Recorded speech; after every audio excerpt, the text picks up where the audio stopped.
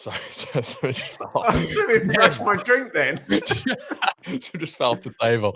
Right, with 3, 2. Right, sorry, two seconds actually. Would it be better if we? Sorry, Connor, I've ruined it. If we go through it alphabetically backwards, because we can just explain Wolves away, and then I think because if we go up the table, it makes sense that it'd just be like the grades are just getting better as we go up the table. But this will be more like there's an A here, a D there, and so if I start with West Ham or something. Yeah, that makes sense. That'll keep me on my toes because I won't be able to do the alphabet backwards. And how are we ranking it? Are we doing it A or are we doing it like 1, 2, 3? What are we doing? I think we should go A through E, and you can put a plus or a minus, and you can give an A star to, I don't know, Farker. Just to wind me up. Okay. We'll go 3, 2. Well, hello, everybody. Welcome back to 3 at the Back. I believe this is episode 13, but I'm not sure. So you guys let me know in the comment section below. We're back here. It's the international break, but we are absolutely steamrolling back to the Premier League. And then, yes, everybody, it is 11 matches until we have to face that shower of shite that is an international break again. Although the Irish did get a very memorable win. So if there are any Irish fans in the comment section below, let us know how happy you are. Aside from that, it's been a pretty dull break. Now, you might notice something a little bit different as well. Yes, I am right wing. This time, we have got Benjamin Bloom on left wing, and central is Max. Matt's going to be leading the combo today. We are going to be doing the ranking. Oh, God, it's so nice and clickbaity for us, isn't it? We are ranking the managers so far. Grading. Grading. Yeah, sounds way more professional. Grading. It's literally a different word, but oh yeah, fine, whatever. We are grading. Edit that bit out. Grading the manager so far this season. Everybody, once again, let us know in the comment section below your grades as well. Ben, how you doing today, mate? I'm good, man. If I'm left-sided centre back, doesn't by scarcity that make me worth the most money? The left-sided centre-back always goes for the most money, don't they? Yeah, because to be fair, there is a lack of them. There is a lack of them, to be honest. But now I'm just going on my Leeds head, and I'm thinking, would Pascal Stroud be worth more than Joe Rodon? He probably would. But Matt's going to be like John Terry in the middle here, just leading, He is, especially Jonathan Terrence. Yeah, especially that Brexit haircut. Anyway, how you doing, Matt? Yeah, other than that remark, I'm doing all right, thank you. Not enjoying the international break, but I use this time to update my Wi-Fi. So if it's coming through clearer, then there you go. If you want to head over to my channel and drop a few donations to fund it, that would be much appreciated. But no laugh after that, everybody. He's been dead serious in that one. That was straight down the lens. Yeah, pause the video now and head over there. But he's still reeling from Brexit haircut, isn't he? Yeah. Devastated.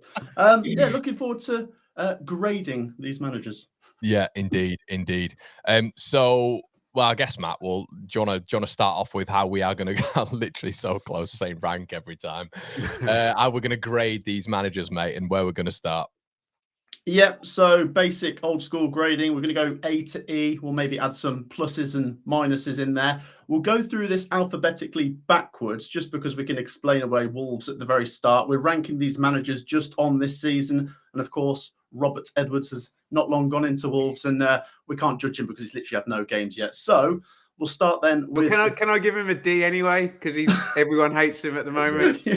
Slimy Rob Edwards can have a D. There you go. Yeah, but, A for looks, D for morals. Yeah. Would it be worth as well just having a bit of context on how he's done, maybe for Wolves fans in the chat, maybe how he's done so far at Middlesbrough? You guys being probably the aficionados of that, especially Ben. You've been a big sort of advocate for handsome Rob. But it does feel like he's had a very decent season so far, hasn't he, for Borough? So I guess that's something for Wolves fans to look forward to. Well, there is a bit of nuance to it. It is heavily front loaded on like the first 6 games, but it is what it is. He's left them second in the league and done a very decent job. So he would be an A for the season so far, as well as his good looks. Definitely, yeah, 100%. Matt, I mean, I guess we'll go with a D then for Rob Edwards and lower. Who's next, mate? So we'll give them a grade. Like, we'll have one team each and we'll take it in turns, but we'll share some input. I guess I'll dive in with West Ham United. And this is the first manager that's been at two clubs this season. I guess we can sort of grade him on both because it feels a bit similar. Forest, he picked up 4 points in the first three. And then, of course, there's the falling out and he gets sacked. Goes into West Ham. I would say Nuno's had a favourable start, but that said, results have definitely picked up. I think it's 7 points in 6, especially in the last couple of games, playing to the strengths going forwards. And they've definitely now got a fighting chance, as we all thought they would do under Nuno at West Ham. So I would give Nuno a C+ based on what we've seen so far. I think there's more difficult games to come in December, so we'll see what he's made of. But what would your input be on Nuno? Yeah, I mean, I think it was a bit strange, I thought, at the very beginning with Nuno, because he seemed to make silly choices, especially in that midfield. I know Carragher highlighted it, but off the back of the Brentford loss, and then the Leeds loss, you kind of think to yourself, West Ham could be in a little bit more of a favourable position now if they'd have made the obvious choices, which everyone thought that they would do, but they went with a very unathletic midfield. And now it feels like he's turned it around a little bit, which is good. Obviously, 2 wins in 2 home wins as well, which is vitally important. I don't know if I'd go with a C+, but I'd definitely nudge it along to a C. Yeah, I was with a C, Matt. So if we can drag it down to a C, I think we get a general consensus. It's really hard when, like, the one task, you have one job, get them out of the bottom 3, and at time of recording are in the bottom 3, but they've won their last 2 games. So I think you're kind of about par with acknowledgement, improvement maybe on the way. I think you're right as well, because the first Everton game, I thought they were very good. I thought there was some really, really reassuring signs there under Nuno. But Arsenal, then Brentford and Leeds, but especially those 2 in particular, they were poor. Newcastle, I thought they were brilliant when he rejigged that midfield, made a few changes, and the Burnley game, they deserved to win as well. But yeah, I do agree with what you're saying there, Matt, as well. Those last 4 games, maybe even 5 games in there, if you want to chuck Everton in, they are favourable for West Ham. Yeah, I think we've seen quite a decent improvement there. We'll go with a C on Nuno. We'll move on to Tottenham Hotspur next as we go backwards through the alphabet. And we've got Thomas Frank, of course, came in after Ange Postecoglou in the summer. I'll pass over to Ben for this one. What grade do you give Thomas Frank? Oh, I'm a bit conflicted, Matt, because on the one hand, they've shot up the table massively from last season. But on the other hand, that season was an outlier. So it's not necessarily a fair comparison. They're kind of more where they should be. I guess there's a bit of a issue if you look directly below Spurs, where you can pretty certainly make an argument for Liverpool being above them, and then Villa and Manchester United. So whether they actually end up in 5th, I don't know. So it can't really be an A based on Tottenham's previous history. I'm at a B or a B+, but I'll happily be guided by you two.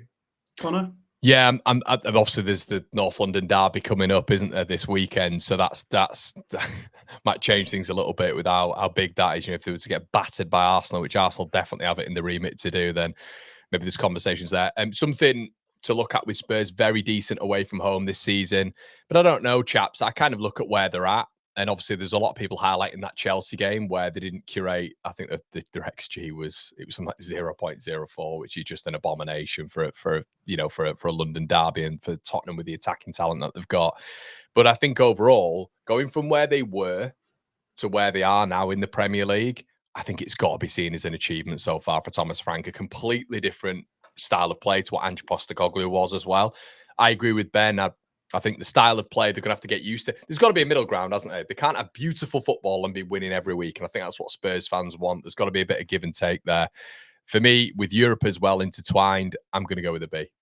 Yeah, and I was going to say a B as well, actually. I think it's a tricky one, isn't it? Because coming in after Ange Postecoglou, he's had to do a lot of rebuilding. But you can then flip that and say, well, they hit such a low that anything above that now, is a plus now. But I think where they are in the table doesn't seem to be matching up to the way they're performing. Obviously, there's quite a few disgruntled Tottenham fans, even though they sit in that top 5, as you guys say. But I think a B's fair enough. They're still going fairly strong in the Champions League as well. So there's that juggling aspect. But as Connor says, you've got the Arsenal game coming up, which the Tottenham fans will be hoping to get something from, but it's going to be tricky. We'll move over to Sunderland, as Connor calls them. Connor, you're up first for this one. Can we give Regis Labrie a C, maybe? Yes, a C. Yeah, I mean, obviously, I think you guys know where I'm going with this. He's adapted exceptionally well to the Premier League. I think we've seen him dominate possession in some games. I think they've relinquished possession in the others. They've got big...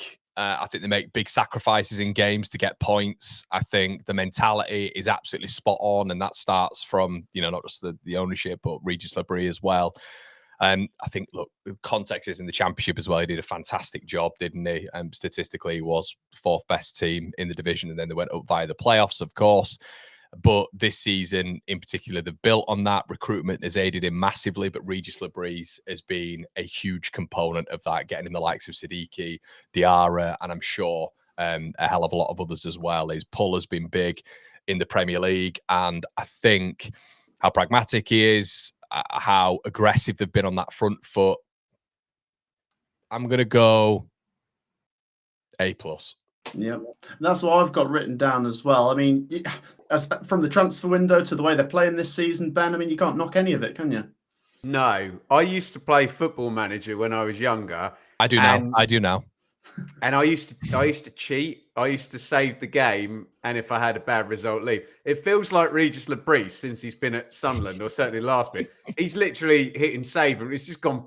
Couldn't have gone any better, could it? And I almost flip the script on this and say to anyone in the comments, can you make an argument for it not being an A star or an A+? I just don't get how logically it cannot be A+, A star, especially if you take in. I know we're doing it based on this season, but even just based on this season, it's A+, A star, isn't it? Yeah, and that's the thing. It's about comparing it to your expectations before the season, and I don't think there was even the most optimistic Sunderland fan that would have put them in the top 10. So to be fourth at this point is remarkable, isn't it, Connor? I think it is, yeah, and I think I've got them. I did a season prediction, and with how they're going, and I also think with how they are going to recruit as well, because PSR we know, which is that ugly thing that we all have to abide by in the Premier League. That is on their side 100%. So yeah, I think they're going to go big again. I think they're going to finish genuinely in the top 10. That's what I believe. And that would still. I was just thinking, Matt, that would still be an A.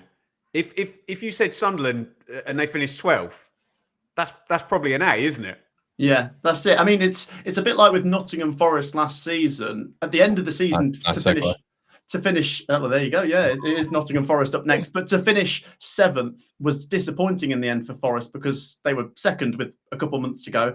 Anyway, they're currently 19th in the Premier League table. I'll go first on this one. Tricky, isn't it? Because Sean Dyche has only had a handful of games, and you've got to throw in there he's had the Europa League where they've actually picked up a couple of results as well. The performances have been much better. Obviously, the bar was set incredibly low by Ange Postecoglou, but should they have beaten Manchester United? Yes, they were the better team in that one. They lost to Bournemouth before, but away from home, with that being Sean Dyche's first game. I'm not going to read too much into that. And then they were obviously better than Leeds United. So they're 19th at the minute. That's not Sean Dyche's fault, but you see them climbing up the table. Very small sample size, but I guess I'll give them a B. What would you say, Ben? It's so small. I was going to say C, but if you guys can drag it up to B, just it's exactly what I expected, Matt, rather than anything better. Get it organised, take a good squad that was underperforming.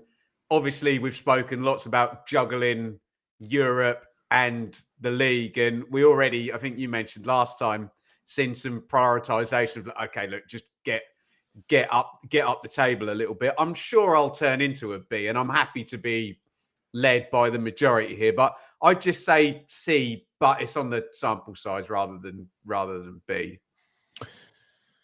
Yeah, tough one. So obviously he's appointed 21st of October. They then went to beat Porto, which I think was a really good result at home, obviously. Porto are a prestigious, European side. Lost to Bournemouth, which I think we can all agree, lads, that the majority of teams are going to lose down at Bournemouth, even the top sides, and have already. Drew to Man United, which I thought they should have won that game. Man United, I think they were off the back of a pretty good run going into that as well. Sturm Graz, they rotated, and then they went into Leeds and won that important game. And I think we were saying last week as well how vital that Premier League game against Leeds was in comparison to Sturm Graz away. So I don't think he's done a bad job at all. However, it's a tough one. Because how many realistically do you expect him to win there? I don't expect them to beat Bournemouth away. I probably expect them to lose against Man United at home, and I expect them to beat Leeds. So it's quite difficult, really. I don't know what I expect in these measures. Such a small sample size, isn't it? Yeah, and he's not lost in Europe, and he's won a game, hasn't he? So I will go with just probably because that Bournemouth result and the Sturm Graz. I go with the C. Okay, we'll lock in a C for Sean Dyche. Ben, you have underperforming Newcastle United and Eddie Howe. Where do you place him? I mean, he's been so good, hasn't he? And obviously with the trophy win as well, you just see everything as positive. But you said it, underperforming. And again, is this a juggling of European matters and, domestic matters? But it has been underwhelming, hasn't it, by his own high standards? Can I mean, before you come to a grade, can I throw in there that, of course, they're in the Champions League this year. I think they're in like the top 6 at the minute. Are they maybe prioritising that somewhat?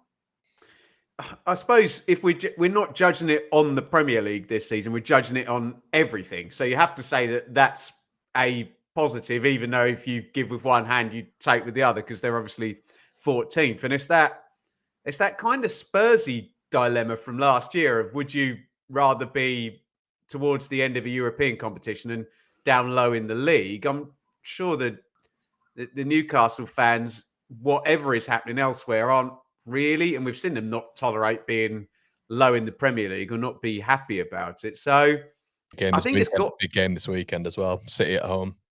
It's got to be below par, hasn't it? Is it a B- or a C+? C+. Is that? I feel that feels harsh. You take it over. Let me know if that's harsh. Connor, I mean, I've got lower than a C+ actually. What have you got? Yeah, I've got lower. I think, okay, fine. I think when you look at, I think certain managerial decisions he's got wrong. He seems to be pursuing with Dan Burn at left back when you've got a very capable Lewis Hall, who, when I think he's come in, he's done really well. I think there's underperformers starting at this moment in time for Newcastle. I think Anthony Gordon's been at another very poor, he's had a poor start to the season. I think it's something like 18 games and he's got maybe a goal and an assist or something like that. It's a pretty staggering statistic when we think of how good he is for England. And I think there's some managerial decisions there of which he needs to start rotating some of his favourites, and he's not doing it at this moment in time. Going to Brentford and losing 3-1 as Newcastle. Look, everything you're saying, Connor, seems to be linked to the extra games with Europe. Yeah, having to rotate, leaving, whereas you can just roll with the same team with 38. Do you know what I mean? It all seems to be that dynamic that's the struggle. Yeah, I think what's interesting as well is I don't know if week in, week out, Lewis Hall is starting in Europe. He seems to be the one at the minute, because I don't think he is. But you're also getting Dan Burn at left back, who's just getting torched. He's getting torched by the wingers in the Premier League, and even in Europe, you've seen it. Sorry, how was Matt B, the punmeister, not acknowledged Burn getting torched? I thought that was a good one, but I did. I thought it was excellent. He didn't even nod. He's still got the Brexit thing in his head. still angry. But yeah, I'm kind of looking at it now, and I'm thinking in game you've got to start making these decisions a little bit more. And I think Dan Burn was on a yellow card against Brentford. We all saw it. We all saw what was coming. Didn't rotate. Then Dan Burn gets another yellow, straight red. Well, not straight red, red card, and then obviously they lose the game. So I think there's just certain things that are going. I think Voltemade looks very isolated at the minute as well, and I'll go on to Daniel Farke at Leeds United at the minute. I think that's an instruction. You've got to start getting your wingers closer to your number 9. And yeah, a lot of underperformers in there. Maybe that's player, maybe that's manager, but I think there's a culmination here. I'd go with a C-. Yeah, I think C-. Would we agree on that then, Ben, do you think? Yeah. We're locking a C-. Well, Matt's got his Sunderland colours in the background as well. I was going to say, so they're Newcastle, Newcastle are winless away from home this season, and coming up, they've got to go away to Sunderland soon, so that will be tasty, of course. Manchester United, Connor, Ruben Amorim, full of praise, maybe? Yeah. It seems like he's turning it around a little bit, doesn't it? Don't hide your biases, Connor. Hide your biases. But it feels like he's turning it around a bit. At some stage, you're expecting that guy to maybe cut his hair. Is he called United Strand? Oh yeah, the Instagram. I thought they had, like, is it 3 wins on the bounce? And I thought, here we go. But it's been a mixed bag, hasn't it? Obviously, they started a little bit slowly. City putting 3 past them, Brentford then putting 3 past them. But good wins up against Sunderland. We all know that now with how well Sunderland are doing. Then beating Liverpool away, then beating Brighton at home. They are really good results. Forest away, I thought they were poor at Forest. I thought Forest should have got that one over the line. I actually missed the Spurs game at the weekend. You guys might be able to let me know how that went. They seem to be conceding a few goals, especially as of late. It's a 2 goals per game average now.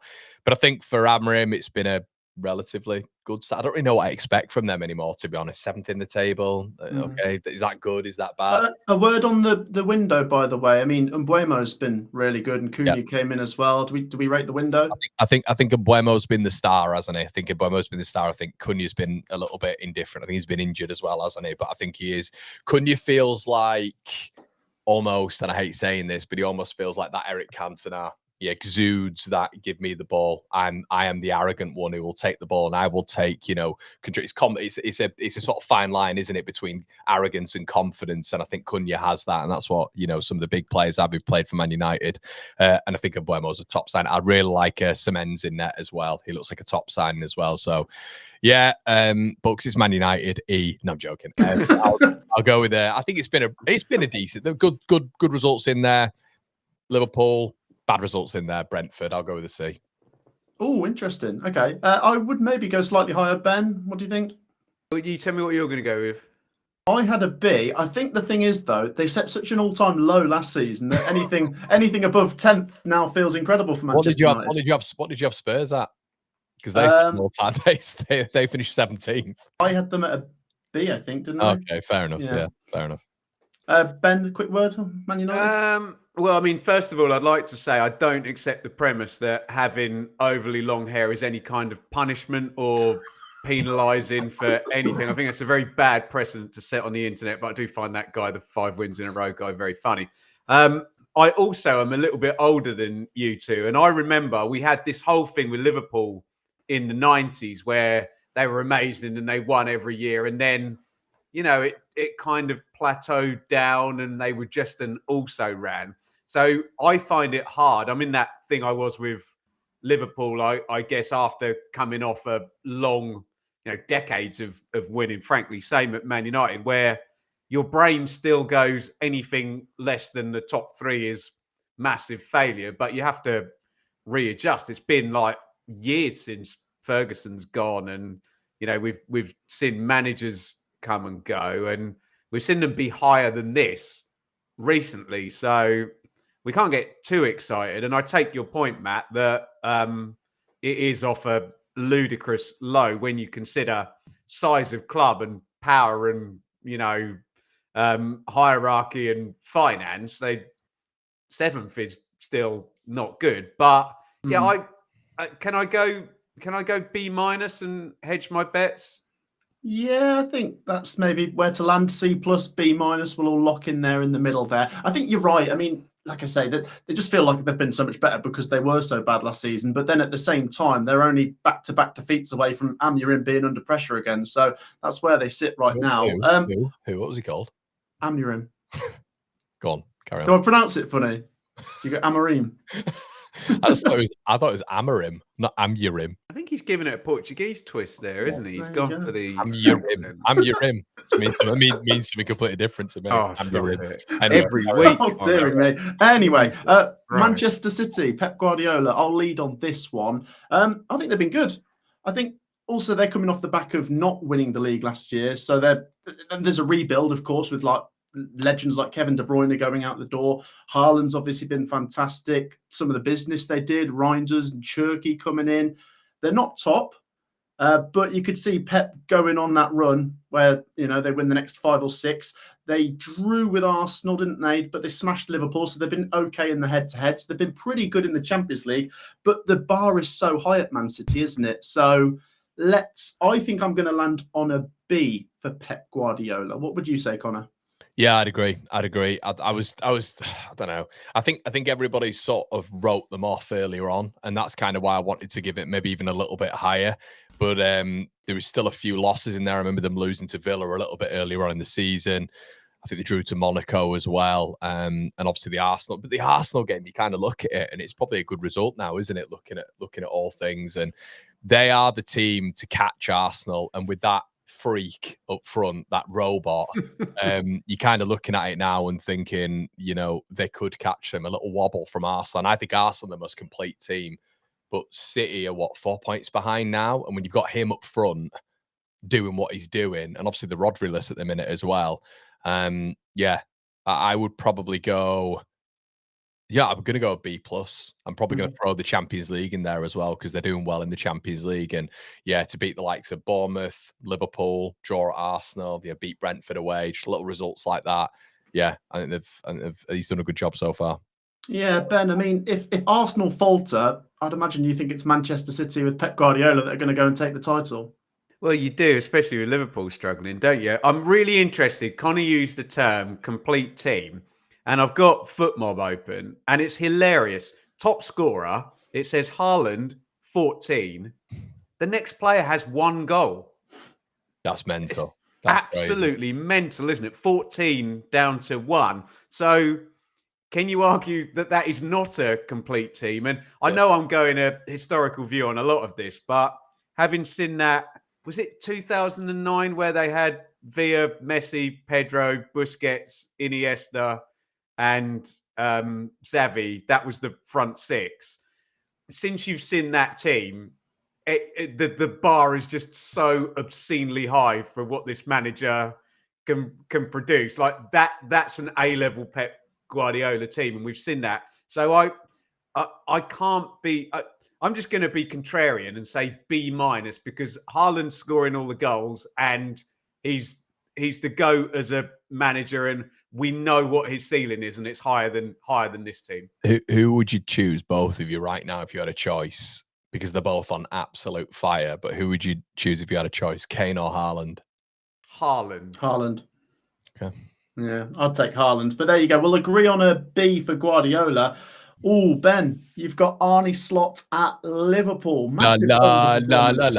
8th in the Premier League table. What grade do we give Arne Slot? Can I say I'll give Jurgen Klopp a good grade? When he sung that, his projection was really good. He hit the high note. You know, when he did it on the pitch. Did they actually have that chant beforehand as well, or did he just start it? I don't know. He must have been prepped. But no, Klopp doesn't take instructions from anyone. Imagine the little 18-year-old internet guy going, right, we've got a chant, Jurgen. Do you mind doing this on the pitch? Like, no, I'm not seeing that. Oh man, this is really hard because I think he overperformed last season, didn't he? And it's been a bit of a collapse, and we're going to see how good he is now because he's got to clear up some.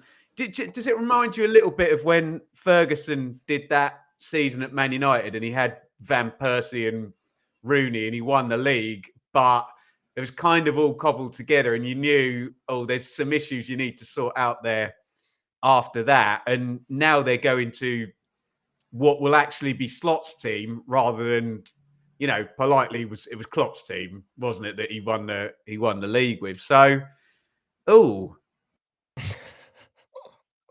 can you give him a D if he's dropped from winning the league at a canter to 8th? It's on this season, isn't it? Yeah. I think it's got to be below a C, hasn't it, Ben? If C's par, they're below par, aren't they? Yeah, but I don't like people shouting at me on the internet. Go on then. Try doing a fan channel. I'll suggest a D and let you two make the final decision. Oh, I mean, Connor, you could, given expectations, you could even make an argument for E, actually. Yeah, I think when you look at the players that they brought in, Alexander Isak, when you look at Wirtz, I mean, does that come down to the player? I mean, presumably Arne Slot's had a massive hand in recruitment as well, because obviously he's got his style, his philosophy, his way of playing. And for that intense style of playing, they've identified players like Jeremy Frimpong, Kirkez, Isak, Ekitike, Wirtz. It's incredible. It's an incredible amount of money that they've outlaid. they cannot be doing as poorly as they're doing right now. So ultimately this season, he's failed. I think there's been probably a lot of pressure as well put on him. I don't know if you guys saw that Klopp interview where he basically said there's only ever one team that had come back and managed. And all of a sudden it's like, well, you know, we've outlaid this much money on the squad, which you never had. And then obviously the rumors have started spiraling, but obviously you don't go back, do you, unless you're David Moyes. But yeah, I would go for a D-. Yeah, and I had a D there, so I suppose we'll agree on a D/D- there. But Feels so American, doesn't it? D-. Yeah. But it's not. I mean, obviously we're just ranking it on this season. But if you look to the very end of last season, there was a fall off, and then you put on top of that they've had a transfer window where they've spent so much money. They lost the Community Shield to Palace.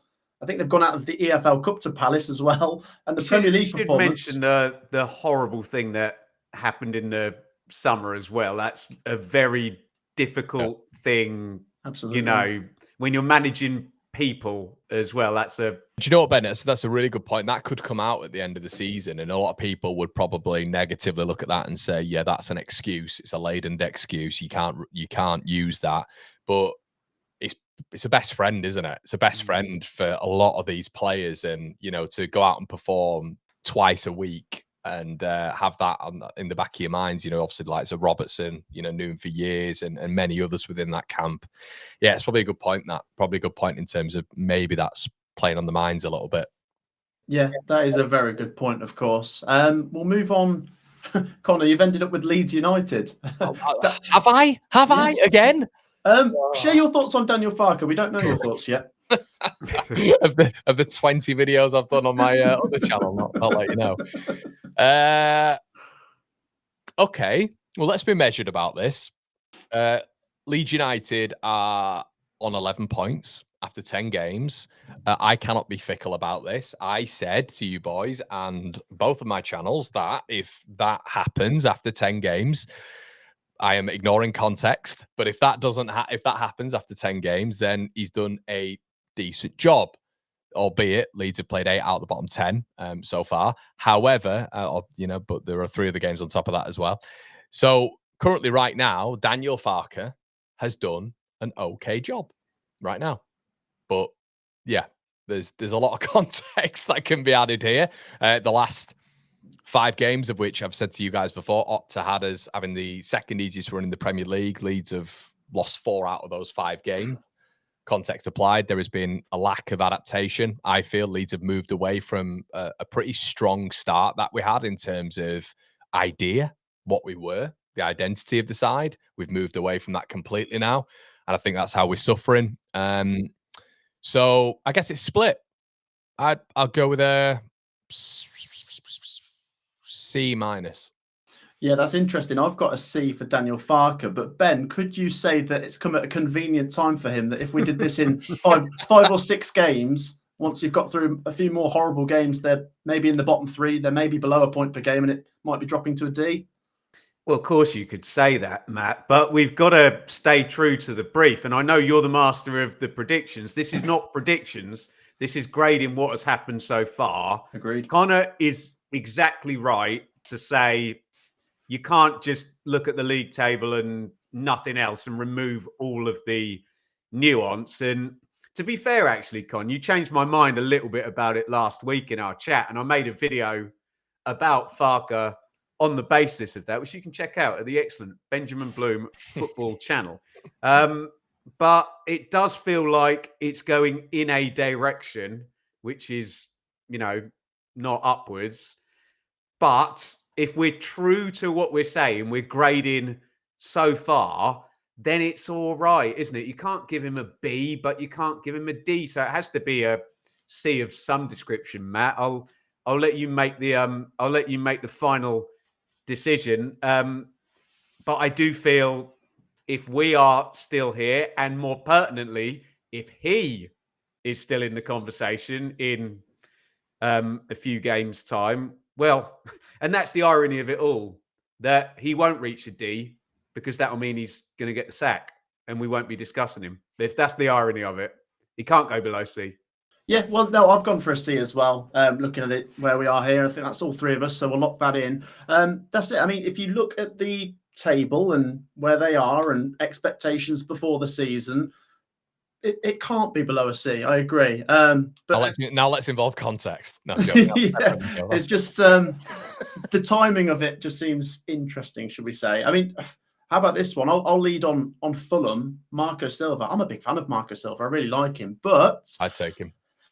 They're on a point per game, and given the expectations for Fulham, that's below par for me. You can go back to the transfer window where it was very quiet. Obviously, not many players being brought in. A lack of goal power, a lack of results on the road. Really bad form at this moment in time. Maybe I can flip what I said about Daniel Farke and say we've caught Marco Silva at a bad time. Maybe Fulham will start to pull away.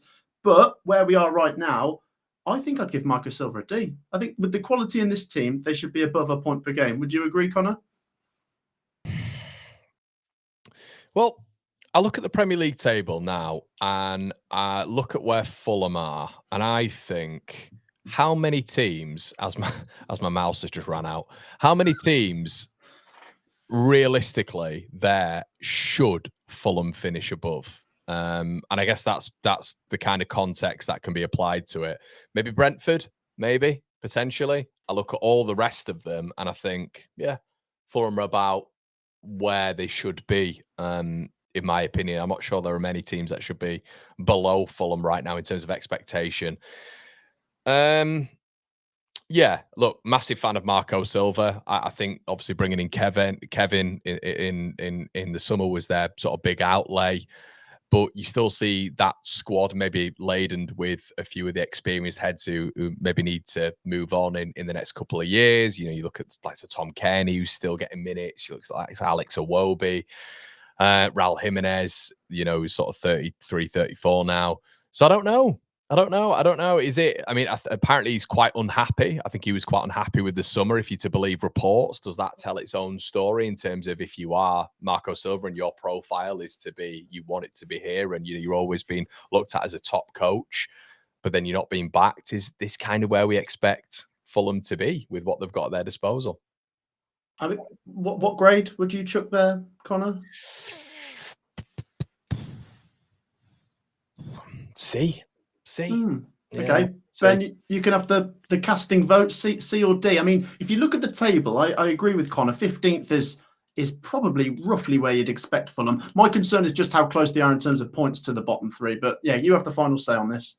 Well, to Connor's point, in any normal world, without Sunderland being ridiculous, they would have expected to be above Sunderland, Brentford, Everton, possibly as well. And maybe they're a little bit of a victim of what we all hoped for, that the Premier League wasn't going to be as predictable as it has been. And, you know, the fact that the middle order aren't just completely wiping the floor with, you know, the teams at the bottom. And, you know, we've discussed at length that could still change. It's interesting with Silva generally that he had a bit of a reputation as being sort of disruptive, didn't he, in terms of, or ruthless through his own career and bouncing about from, where was he? From Hull to Watford to Everton.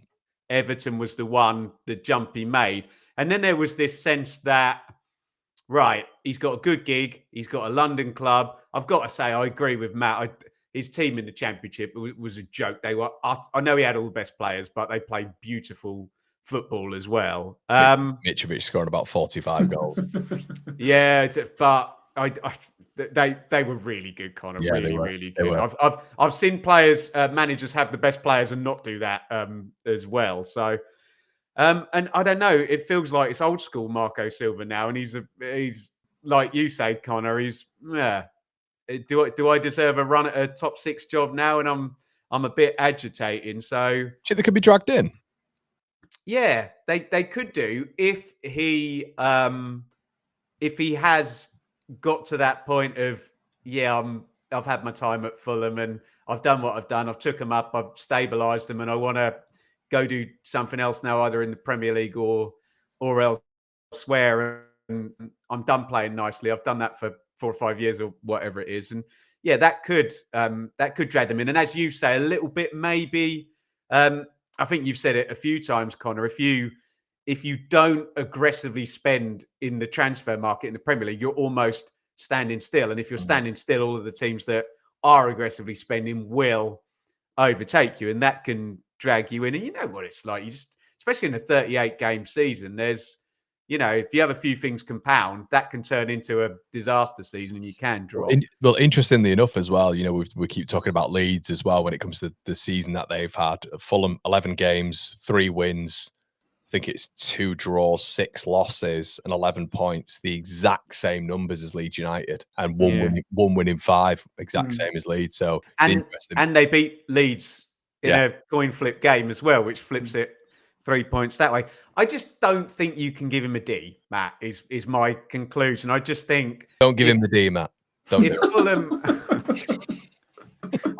I want to know how your brain works, Connor, but I don't want to know how your brain works at the same time. If anyone can clip out that Vince McMahon clip of him saying he's got 3 brains and one of them's constantly thinking about SEX the whole time. I think he's got a similar moustache to me now as well. Has he? I think he's persona non grata, isn't he? Don't discuss Vince McMahon. Actually, given some of the move on. Allegedly. Move on quick. Allegedly, I think C-. I would go with, but I'll let you make the final call, Matt. I can't believe, with the greatest respect, we've spent the most time on Fulham. We've spent like 2 minutes extra on Fulham, and there was a Vince McMahon mention. There you go. No, to close out, I think C- is fair. Connor wanted the C. I wanted the D with Microsoft, but we'll go for the C- there. As always. I'll try and pick up the pace. Let's move over to Everton. Ben. David Moyes, new stadium, pretty exciting transfer window, 13th in the table. What do we think? And that can bring its own issues, a stadium move, can't it? It can be quite a complex situation. I know it was the other end at West Ham, but that's not necessarily the easiest thing to manage. You've got to get good feeling when you move to a new stadium, especially one as classic as Goodison being the old one. I'll use Connor's logic he used on Fulham of, well, where would you actually expect them to be? And did he inflate the expectations with a bit of a bounce? I like him. I know I'll anger your Sunderland fan base there by saying it, but I think he's a B-. He's comfortably clear of relegation. They've got 50% more points than 18th. They're above the likes of Newcastle and Fulham, although that's a bit of a disingenuous statistic because you might have thought both of them would have been a bit higher. Yeah. But I'm just fed up of giving people C's. Can I give him a B-, Matt? And we'll see if you two can pull me down with your gross negativity. Yeah, I've written down a B for David Moyes, actually. Correct. What are we saying, Connor? I mean, where did you expect Everton to be this season? Are they hitting par? No, they're not. No, they're not. So, yeah, but maybe that was elevated expectation. I'm not sure, but I had them sort of 7th, 8th. I thought they'd do really well this season. I thought it'd click, and it's not doing poorly. You know, you look at the form; they are slap bang in the middle, if not a little bit lower than that. 2 wins in 6, 2 draws in 6, 2 losses in 6. It almost that kind of feels like it's Everton's season at this moment in time. So, C. Yeah, okay. I'm happy to pull it down. I think he's convinced me, Matt. All right, we'll land on a C+ then. We'll meet in the middle. Over to you, Connor, for Crystal Palace and Glasner. They currently sit 10th in the table. The caveat is they are in Europe now for the first time ever. Have they ever been in Europe before?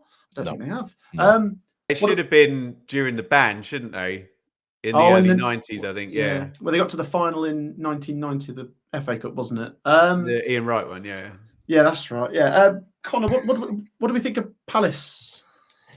Yeah, I think they've had a really good start, especially encompassing Europe. You know, results against Forest, beating Villa away, really beating West Ham away. Still, you know, that will always be, you know, a decent result for Palace. Beating Liverpool twice, beating Brentford, narrowly losing out to Arsenal. I mean, do we include the Community Shield actually as well? Yeah, we'll include that. Brilliant result as well. And then obviously you look at that. There was an absolute humdinger. I remember us speaking about it. It was Palace versus Bournemouth, and you kind of look at that and you think, oh, it's a bit of a boring game, isn't it? Palace versus Bournemouth, but it was one of the most brilliant games I've seen in a long time, really. And it just encompasses where both sides are at. I know we'll come on to Iriola in a little bit, but I think Glasner's doing a fantastic job. Absolutely fantastic job. I'd go with a B. Yeah, I was going to say a B plus. I mean, they're lower than. It's weird because it goes into last season, doesn't it? There was that big long unbeaten run that included the FA Cup win that actually went across the 2 seasons. I love the fact that Palace Bournemouth is like the hipster fixture of football now with these 2 coaches, and I feel as well when you talk about sort of Mateta and maybe Wharton as well. I know Glasner's one of those individuals. You think about people who can then go a level higher as well. And, we can't give Glasner a high grade for having Glasner because he is Glasner. But I don't know. I think there's some sense that this could keep going in the right direction. So, yeah, I'll go B plus, although what am I going to do with Bournemouth? I'll go B plus and worry about that when we get to them. Yeah, I was on a B for Palace. Obviously, Eze went out, didn't he? They managed to keep hold of Gahey somehow. But you look at all 3... He'll be at the end of the season, won't he? He will. But you look at all 3 competitions, they're juggling it quite well. Where you see Forest are obviously, they tried to go in the Newcastle league, and Newcastle in the Champions League, and a lot of teams struggling to juggle. Oh God, I don't like this one. I've got Chelsea and Enzo Maresca. I tell you what, I'll give them a couple of caveats here. Before this season started, they had the Club World Cup. They've barely had any rest this summer, with all of that going on. And then they've been missing Cole Palmer for a lot of the games as well. Delap, of course. There's been a few bad defeats in there, like the Brighton one, the Man United one, the Sunderland one, and the red cards are an issue. Jeez, but seen the red cards?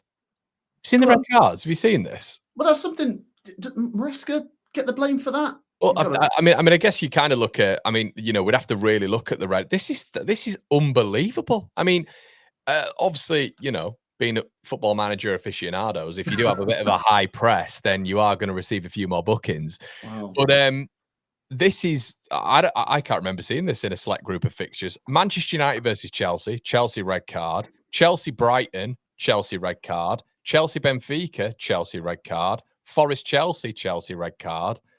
Wolves, Chelsea, Chelsea red card. That is staggering, all in the space of about 4 or 5 weeks. Sorry, I've just never seen anything. No, you're right, though. The disciplinary has been really poor from Chelsea. Yeah. Some bad results in there, but some good ones. They've beaten Tottenham, they've beaten Liverpool, and 6 points behind Arsenal. I think they're at home to Arsenal next week. If they win that, I think we've got to say they're in a title race. I'm going to land on a B for Enzo Maresca. What would you say, Ben? I think he's doing really well. And I think because it's complete chaos and, there's would anyone have been surprised if he'd got 13 games as manager and they were 14th and they sacked him or whatever? And I know the Leicester fans found the football a bit one-paced and too prescriptive, too out of a Pep Guardiola notebook or whatever. But I always felt if he got elite level players to do the same thing, that it would look, as it's an easy argument to make that elite level players make anything look better, even if it's a Mick McCarthy 5-4-1. Elite level players would probably make it look good somehow, won't they? But I think he's doing really well. And God, if he finishes up there in third, that would be considered a big success. So I see my role here is to try and drag the thing up. So I'll say A-. Connor? Yeah, I'll land on a B. Okay. Maybe we can meet B+ there for Maresca. I mean, yeah, like you say, to be third in the table is incredible. Who's up next? Is it yourself, Ben? I think you've got Burnley and Scott Parker. This is tricky, isn't it? Because it is. Once again, like Daniel Farke and Leeds, they're above the bottom 3. And remember, everyone's expectations, Burnley were the team to finish bottom for almost everyone, weren't they? There's still a long way to go. They might still finish bottom, but we're ranking it on what we've seen so far. And they have had a difficult start as well. The Burnley fans get cross with us on here in the comments, don't they? Because we feel slightly less positivity in terms of what we have seen, like signs for, it is going to be better. It is going to be 35 points. And I do still struggle with that. And Leicester dined on those back-to-back wins last season that Cooper got seemingly for ages. And Burnley have done that this season. They got the 2 quick wins, got the win over Sunderland as well. I just still worry what's left in the tank. I know we went down the road of with Leeds and with Farker. What has he done? And I know there's only 1 point difference. I feel Farker's done more than Parker, and I feel that if nothing changes, they'll just slot into that bottom 3 and end up being relegated. I'm not seeing anything that tells me otherwise. So for that reason, I would go C-. I just feel like you can't, and I know he's got less players than everybody else and he's got less money than everybody else, but I struggle to put it any higher than that, really. But the stupid thing is, in context, if this was round 37, I'd be giving him an A, wouldn't I? 1 game, win the last game and you stay up. I'm sure all Burnley fans would take that, wouldn't they? I think so. Connor? I think you got to look at what we've done with Leeds. Effectively the same position. They've had tough games, Burnley. I think they've kept some of them close. You look at the Liverpool game, you look at the Man United game, both. They have used up some good home games, Connor, already, haven't they? Have they not got the required results in those, though? I'd say they have. Yeah, true. Fair enough. Beating Leeds, beating Sunderland, drawing to Forest, I think, and then you've lost to Liverpool at home. I can't remember. You lads will be able to let me know if there's any other home games, but I can only think of those 4. Yeah, I don't really know what the expectation was. I think you bang on with how you frame the question. I expected them to finish rock bottom. They're not there now. We've judged Daniel Farker and Leeds on where they are right now. Burnley are, they are not in the relegation zone. 1-2 out the last 5. It's a C, isn't it? For me, anyway. Yeah, and he's lost Trafford as well, who was his best player last season. To add to that, CJ Egan-Riley, Josh Brownhill as well, who's got 18 goals from last season as well. Well, that's it. I mean, you could say it was an underwhelming window, but is Scott Parker getting the best out of the tools he's got at Burnley? I suppose he is at the moment. They're above the bottom 3. So I think we'll lock in a C on that. And we'll go over to you, Connor, for Brighton and Hertzler. Yeah. Obviously, they got the win over over Leeds. Didn't they've lost 3 games in 11 this season?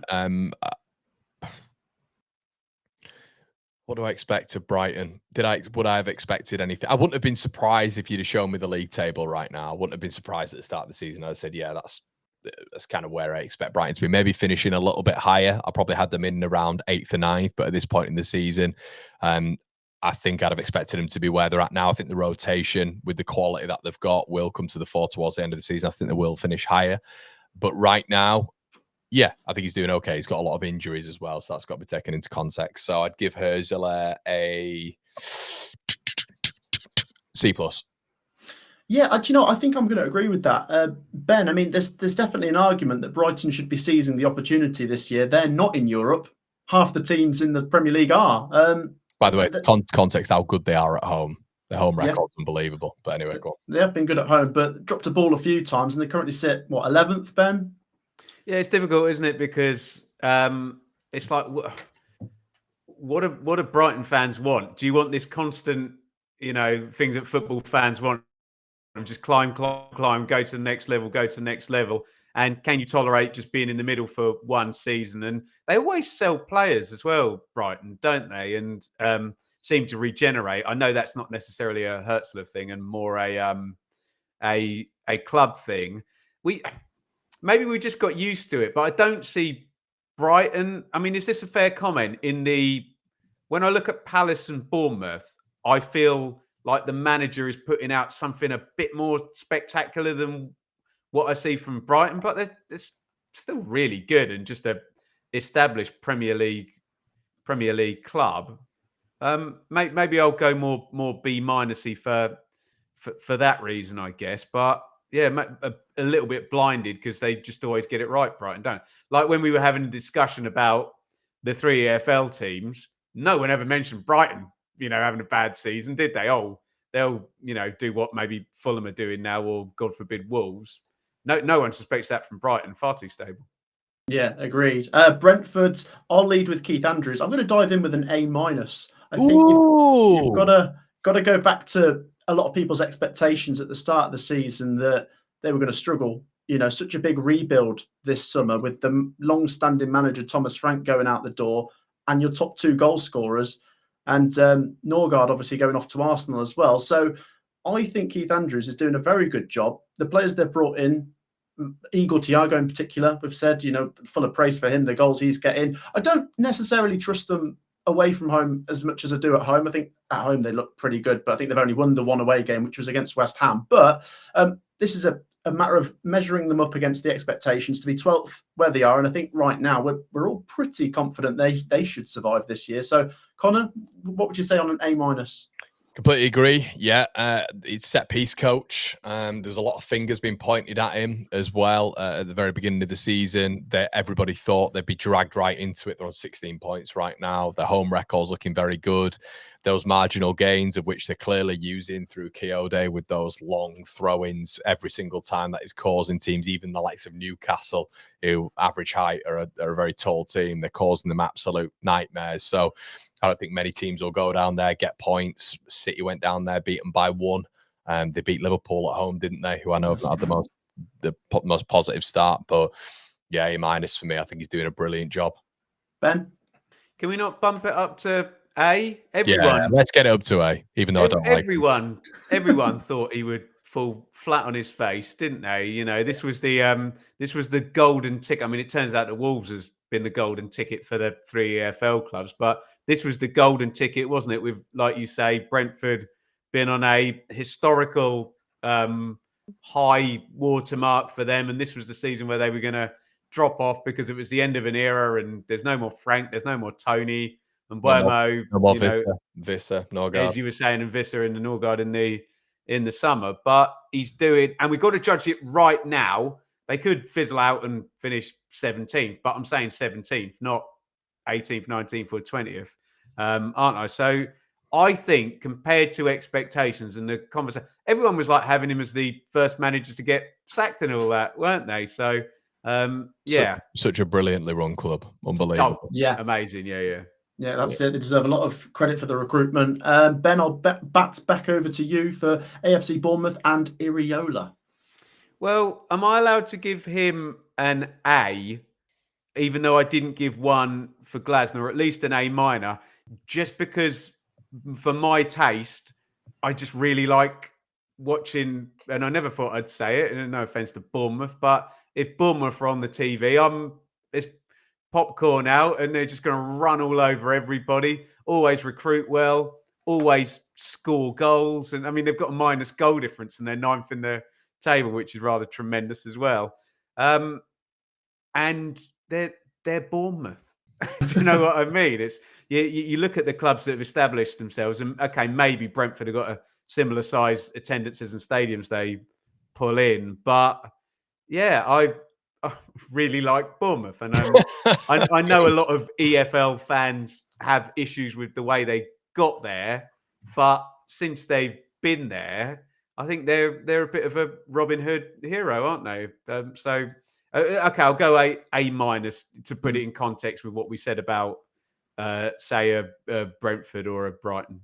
I think that's the thing as well, isn't it, Connor? Because Bournemouth finished 9th last season. We have trust in them now to finish there, so that's almost their new par. I would maybe go A-. I mean, there's some performances. You saw them against Leeds. They weren't particularly great, were they? They snatched a draw there. They lost 4-0 to Villa just before the international break. But I'm trying to find negatives here. They've still been very good.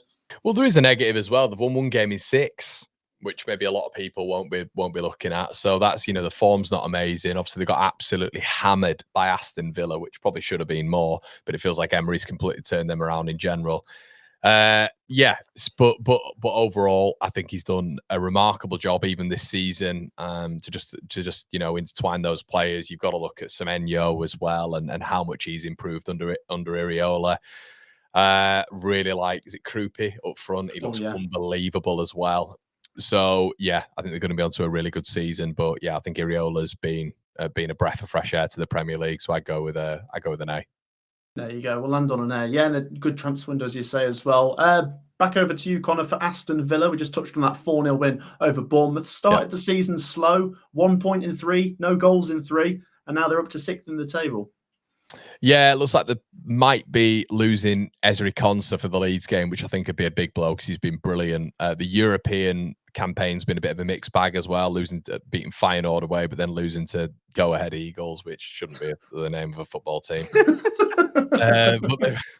But they've had a really good run in the Premier League, haven't they? Beaten a lot of top teams in the way as well. Spurs, Liverpool, Bournemouth, all breezing past them really. So yeah, managing that and Europe, I think it's been a once again Emery doing a top job really, and being able to recover lads as well. How many times did we see Premier League managers recovering when you're in that dour state? It doesn't happen normally. It's the writings on the wall. I'm going to go with a really tippity top B plus.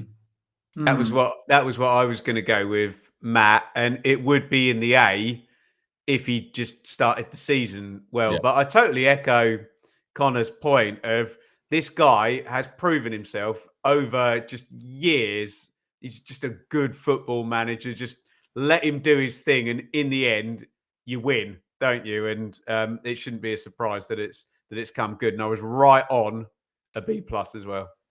Yeah, I think that's fair given the whole chunk of the season we've seen so far. Oh, after 3 games, we did sit down and all say that we obviously expect Villa to improve, but it's the way they so suddenly improved. I think they've won 8 of their last 10 in all competitions. So yeah, it does us massive credit for that. The final team, top of the table, Arsenal. I'll go first, but I'll get your input.